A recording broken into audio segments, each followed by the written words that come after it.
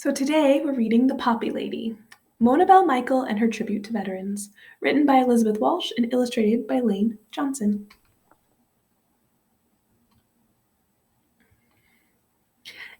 In March of 1917, German U-boats had sunk another American ship, and the nation was outraged. Would the president call for war? Would Congress agree? Mona Bell Michael prayed they would not. She had been touring Europe when war first broke out in the summer of 1914. April of 1917, the paperboy wheeled his bicycle across the University of Georgia's National School, slamming on his brakes when he reached Moyna. Moyna snatched the Athens banner away from him, struck by the thundering headline, "Wilson asking for war." Mona slowly climbed to the top of the dormitory steps and held out the newspaper for all to see. It was striking how different personalities reacted to the sight of that headline, as war began hammering against the home door of every American. Mona knew that war would mean to the college girls. She was their teacher and their foster mother. Their brothers, their sweethearts were of war service age. Some of their fathers were. Mona promised she would let them know as soon as the president and Congress reached a decision. All night, Moyna was called the Athens banner over and over. Each time she was told to be patient, the president was still talking to Congress. At 10:30 p.m., she called again. "Tell the young ladies to say their prayers, go to bed, and to sleep," the frustrated editor replied. When news broke, an extra edition would be delivered to campus and into Moyna's hands. Sleep was out of the question. On campus, Moyna looked to the stars and the moon, bright on this clear springtime night, and she breathed the scent of Cape jasmine blossoms. She thought of the boys at the university. She offered all to God if only he would spare them. She thought of boys throughout the country, if only she could go in their place. Before dawn, the edition finally arrived. Moyna read Wilson's inspiring plea to defend democracy, defend the rights of small nations, defend the freedoms of the seas. America was going to war. Mona vowed to do everything she could for the soldiers, to remember them. Moyna knitted socks and sweaters, she rolled bandages for the Red Cross, and when enlisted friends and students came to say goodbye, she gave them a little remembrance to take overseas. But Moyna wanted to do more. She delivered books and magazines and candies to the camps nearby. She and friends invited soldiers home for dinner. I felt privileged to give my best welcome to these lads in my country's uniform. And when it was time for them to leave, Moyna went to the train station to see them off. My heart was thrilled with pride for their bravery, courage, and cheerfulness. They were so young. They were so innocent of the dangers they were about to face. But Moyna needed to do even more. To become a canteen worker for the YMCA and help soldiers overseas seemed perfect. She could listen about home and family, and she could help them on leave from the battlefronts. In the fall of 1918, her appointment approved, 49-year-old Mona headed for New York City and the training program at the Y at Columbia University. She successfully completed the course, but she was told she was too old to go overseas. Moyna refused to give up. What could she do now? She could help the soldiers before they left for war. Mona set up a desk in the basement of Columbia's Hamilton Hall, where soldiers and sailors and Marines and secretaries came during their free time. Every day brought privileges to servicemen and women going overseas, each to face the submarine-infested Atlantic and the bombs and shrapnel of the battlefronts. But as winter approached, the large room turned gray and gloomy. The soldiers deserved something more comfortable. Moyna wondered what to do. With her small salary, Moyna brought fresh flowers and placed them throughout the room. More soldiers came to read and write. Others came to spend time with family, friends, and their sweethearts. So often they would hang about near the desk waiting for a bit of attention, and Moyna was happy to look at photographs, listen to letters, and share the latest hometown news. But she felt she needed to do more. One Saturday morning, a soldier left a magazine on her desk. Mona turned to a marked page to find Shall Not Sleep by Colonel John McCrae, a Canadian physician.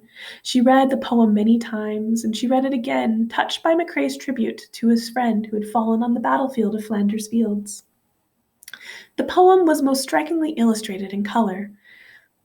Spirits of soldiers faced a battleground covered in white crosses and bright red poppies. There were so many names, no names on the crosses, no memory of those who rested beneath the red poppies. And Mona knew what she had to do. She read the last verse slowly. To take up our quarrel with the foe, to you from failing hands we throw the torch, be yours to hold it high. If ye break faith with us who die, we shall not sleep, though poppies grow in Flanders fields. To Mona it seemed as though the silent voices again were vocal, whispering. She thought of friends and students and the soldiers at the Y, and knew she could never forget them. Mona turned over an envelope and wrote a pledge, ending with a promise. And now the torch and poppy red we wear in honor of our dead. Fear not that ye have died for naught. Will teach the lesson that ye wrought in Flanders fields. And so she went to the store and bought some poppies. It was evening and the room was quiet. Mona placed the large red poppy in the vase on her desk and handed out 23 smaller ones to the men and women leaving soon for France. She watched as they pinned them on their uniforms. Still, Mona felt she needed to do more. She could not stop until every American wore a poppy to remember the soldiers. Always. So 2 days after Mona brought the 25 poppies, World War I ended. Parades and celebrations welcomed veterans home. Mona was jealously elated, joyously elated. I had seen them go away by the thousands, and now they were coming back by the thousands. But eventually, Americans wanted to forget the horrors of war and get on with their lives. It wasn't that simple for veterans. Trying to reclaim their jobs, they found women who'd filled their positions weren't willing to step aside, and bosses forgot promises to hire the men back. This upset Mona, especially as she taught classes for disabled servicemen at the University of Georgia. Some were wounded or suffered the lingering effects of gas. Unable to work, they couldn't support themselves or their families. So once again, Mona realized she had to do something. What if the poppy could become a tribute to the fallen soldiers who didn't return? What if it could benefit the returning servicemen and women and their families that were in need? Mona spent every spare moment and all the money she could save urging people to follow the Flanders Fields Memorial Poppy to honor and support our veterans. Finally, her persistence paid off.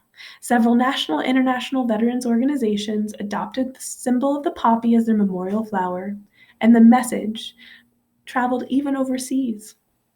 People donated their hard-earned monies and pennies and dimes in exchange for a poppy.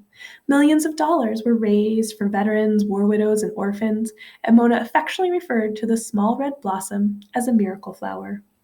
Before long, the unemployed and disabled veterans in the American hospitals, they made and distributed the poppies.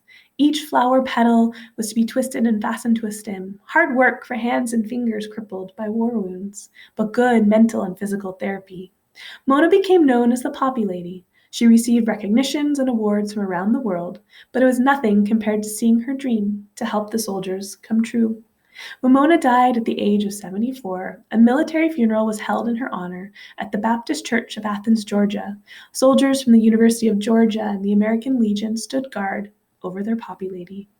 And fastened to the tip of their bayonets was a bright red poppy. Across the nation, veterans mourned the loss of a dear friend. They made 3,223 poppies, wove them into a blanket, and placed their gift on Mona's grave. Almost a century has passed since that day at the Y, when she first handed out 23 red silk poppies. Still, their message lives on. During the weeks before Memorial Day and Veterans Day, veterans stand outside stores and distribute poppies, raising millions of dollars for other veterans and their families. At schools, poppy poster contests are held, and junior members of legions and auxiliaries are voted poppy princesses. Each time we wear a red poppy, we thank the men and women who gave so much for our country's freedom. We promise to remember them always. Remember, a poppy is for peace.